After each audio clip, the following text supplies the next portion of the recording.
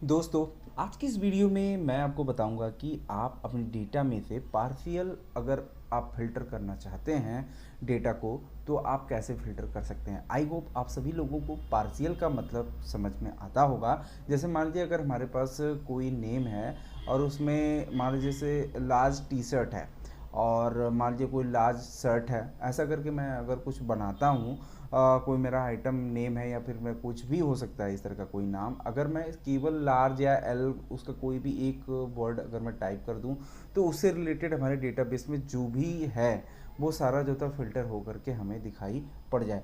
तो एक्चुअल में मैं आपको एक बार इसका थोड़ा सा टाइम आइडिया देता हूँ, फिर मैं वीडियो में इसको पूरा डिटेल से समझाऊंगा। तो देखिए यहाँ पे एक छोटी सी सीट डेटा मैंने यहाँ पे ली है और मैं एक्चुअल में मैं ये चाहता हूँ कि जैसे मैं अगर यहाँ पे यस टाइप करता हूँ तो यस से रिलेटेड हमारे डेटा में क्या क्या पड़ा हुआ है वो मैं यहाँ पे चेक कर लूँ। और इसी तरीके से अगर मान लीजिए जैसे मैं अभी मान लीजिए एम यहाँ पे टाइप कर देता हूँ और इंटर दबाता हूँ, तो देखिए एम से रिलेटेड जो भी हैं डेटा सोर्स हमारे डेटा हैं हमारे पास, जैसे एम मैक्स वुड हो गया, मॉड नैनो बॉक्स हो गया और भी ऐसे, मतलब हमारे उस डेटा सोर्स के अंदर जहाँ जहाँ भी एम आ रहा है वो सारे जो होता है फ़िल्टर हो करके आ रहा है, यहाँ पे आपको अलग से दिखाई पड़ रहा है। तो इस तरीके का अगर आपको फ़िल्टर बनाना हो तो आप कैसे बनाएंगे वो आज की इस वीडियो में मैं आपको बताऊंगा। तो चलिए दोस्तों, विदाउट टाइम वेस्ट किए हुए वीडियो को करता हूं स्टार्ट। दोस्तों, मेरा नाम है अमित और मैं आप सभी लोग का स्वागत करता हूं आपके अपने इस चैनल टेक ज्ञान अमित में। दोस्तों, वीडियो अच्छी लगेगी तो प्लीज़ वीडियोज़ को लाइक कीजिएगा, चैनल को सब्सक्राइब कीजिएगा और दोस्तों आपको एप्स सीखना है तो प्लीज़ जल्दी से चैनल को सब्सक्राइब कर लीजिए और साथ ही साथ बेल आइकन जरूर दबा लीजिए। तो दोस्तों, विदाउट टाइम वेस्ट किए हुए वीडियो को करता हूँ मैं स्टार्ट।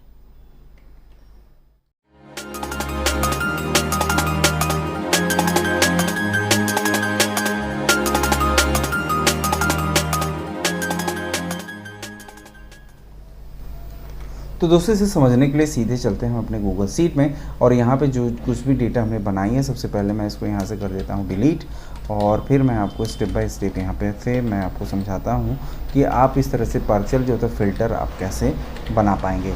तो सबसे पहले एक चीज़ मैं आपको बताऊँ कि अगर आपको डेटा में से कुछ भी सर्च या फाइंड करना होता है तो उसके लिए आपको पता है कि गूगल शीट में या फिर अगर आप एक्सेल में ये काम कर रहे हैं तो वहाँ पर आपको फाइंड या फिर सर्च का ऑप्शन मिल जाता है। तो हम उसी का जो था यूज़ करेंगे। तो जैसे कि मैं आपको थोड़ा सा आइडिया दे देता हूँ, तो इसके लिए जैसे हमें कुछ भी सर्च करना है तो उसके लिए सबसे पहले मैं यहाँ पे फाइंड का यूज़ कर लेता हूँ। आप सर्च या फाइंड कुछ भी कर सकते हैं, दोनों का प्रोसेस एक है, पर इनमें थोड़ा सा डिफरेंस है, वो मैं आपको भी आगे बताऊँगा। तो जैसे मैंने यहाँ पर फाइंड लिया, अब जैसे मैं इसके क्वेश्चन मार्क को ओपन कर देता हूँ तो यहाँ पे देखिए इसका सिंटैक्स आपको दिखाई पड़ रहा है, search for, text to search और स्टार्टिंग एट। तो मतलब सर्च आप क्या करना चाह रहे हैं और कहाँ से करना चाह रहे हैं और किस पोजीशन से स्टार्ट करना चाह रहे हैं, ये होता है फाइंड का सिंटैक्स। यदि आप सर्च को भी अगर यूज़ करेंगे तो सेम सिंटैक्स उसका भी यही होता है।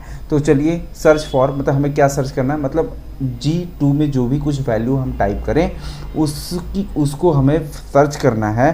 कहाँ पे सर्च करना है मुझे, इस डेटा रेंज, मतलब मेरा जो मॉड्यूल वाला जो कॉलम है मतलब सी कॉलम, इस रेंज में जो जहाँ कहीं भी जो भी कुछ भी वैल्यू एंटर करूँ वो इस रेंज में मुझे चेक करना है। तो मैं इसको जो था डायनेमिक बनाने के लिए यहाँ से जो हमारा रो का जो लिमिट थी उसको मैंने हटा दिया और ये हमारा पूरा अभी डायनेमिक हो गया है। तो अब यहाँ पे हो गया ये तो हमारा फाइंड का काम। अब एक आता है जैसे कि एक लास्ट जो इसका आर्गुमेंट है वो किस पोजीशन से स्टार्ट करना है वो हमें लेने की ज़रूरत नहीं है, वो एक ऑप्शनल है। तो हमें फ़िलहाल इसकी इतनी ही ज़रूरत है। अब मैं इसको जो होता है फाइंड को जो होता है एंटर कर देता हूँ। तो देखिए यहाँ पे आंसर आया वैल्यू एरर। एक्चुअल में क्या हुआ कि यहाँ पे हमको ऐसा कुछ मिला नहीं, मतलब ये अभी इस तरीके से ये पूरी काम नहीं कर रहा है। तो कोई बात नहीं, अभी हमें फ़िलहाल अगर मैं इसको इसमें मैं क्या करना है कि अभी इसके बाहर से हमें एक और फॉर्मूले का यूज़ करना है, क्योंकि जब फाइंड जो होता है इसमें क्या बताता है, ट्रू और फॉल्स।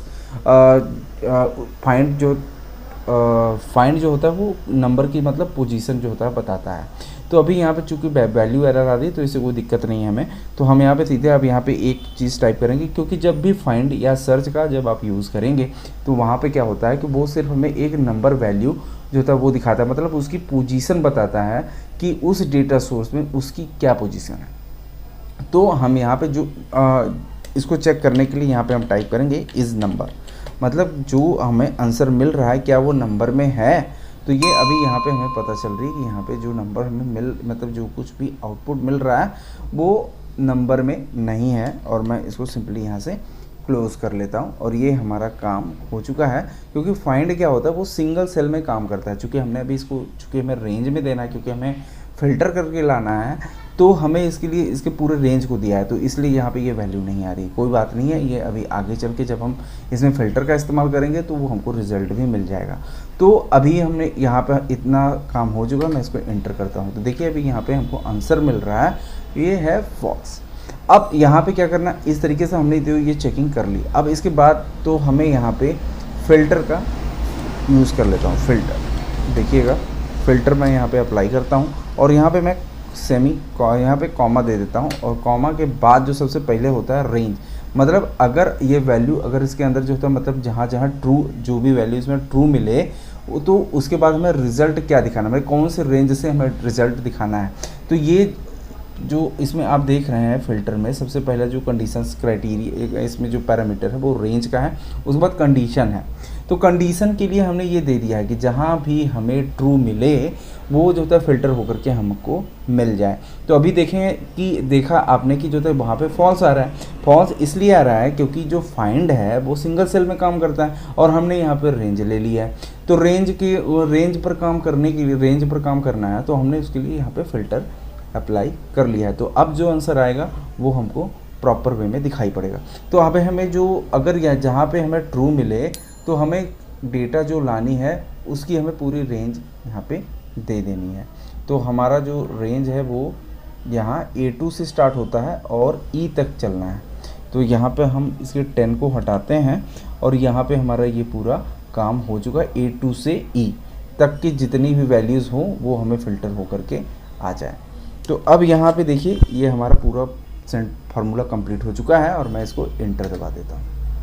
तो देखिए M से जो भी डेटा है, मतलब इस जो मॉड्यूल वाला कॉलम है, इसमें इसको जहाँ जहाँ भी M लिखा हुआ मिल जाएगा, चाहे वो डेटा के स्टार्टिंग में हो, चाहे बीच में हो, चाहे लास्ट में, मतलब वो किसी भी पोजीशन पे होगा वो आपको यहाँ फ़िल्टर करके दे देगा। जैसे मैं आपको यहाँ दिखाता हूँ, तो देखिए यहाँ पे स्टार्ट में ही इसको M मिल गया तो ये फ़िल्टर करके दे दिया, इसको भी यहाँ स्टार्ट में M मिल गया तो ये भी यहाँ पे फ़िल्टर होके आ गया।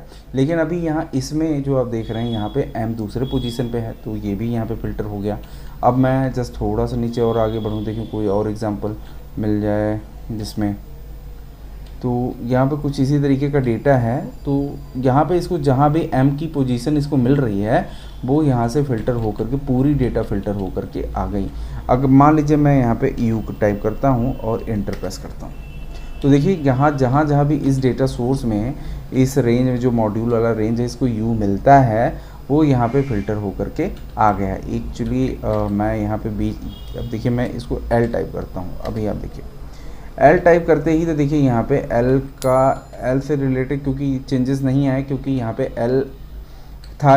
अब यहाँ पे देखिए राउंड जंक्शन प्लेट है। अभी इसमें आपको दिखाऊँ, यहाँ पे देखिए यहाँ पे L भी यहाँ पे आ रहा है, P के बाद L आ रहा है। तो यह जहाँ जहाँ इसको L मिला वो सारी डेटा जो होता है फ़िल्टर होकर के आ गए। तो इस तरीके से आप यहाँ पे फ़िल्टर का पार्शियली जो होता है यूज़ करके भी डेटा डाल के आप फ़िल्टर कर सकते हैं। लेकिन अभी जो मैंने आपको मेथड बताया है यहाँ पे मैंने आपको फाइंड बताया। अगर मैं इसमें जो है कैपिटल, अगर मैं यहाँ पे कैपिटल U कर देता हूँ और यहाँ पे स्मॉल u कर देता हूँ, क्योंकि डेटा में मेरे यहाँ पे कैपिटल लिखे, लेकिन देखिए मैं स्मॉल u करता हूँ। तो स्मॉल u में अब चूँकि देखिए मैंने u यहाँ टाइप किया और u में हमारा जो अभी आपने अल्ट्रा बोर्ड देखा था वो सारे हट गए। क्यों हट गए हैं? क्योंकि वो ये जो फाइंड है वो केस सेंसिटिव होता है, और ये केस जब सेंसिटिव होता है तो वो आपका कैपिटल और स्मॉल लेटर को जो होता है के डिफरेंस को भी समझ लेता है। तो ऐसी कंडीशंस में अगर आपको जो होता है केस सेंसिटिव नहीं रखना है तो आप यहाँ पे फाइंड की जगह पे आप सर्च ऑप्शन का भी यूज कर सकते हैं, और ये केस सेंसिटिव नहीं होता है।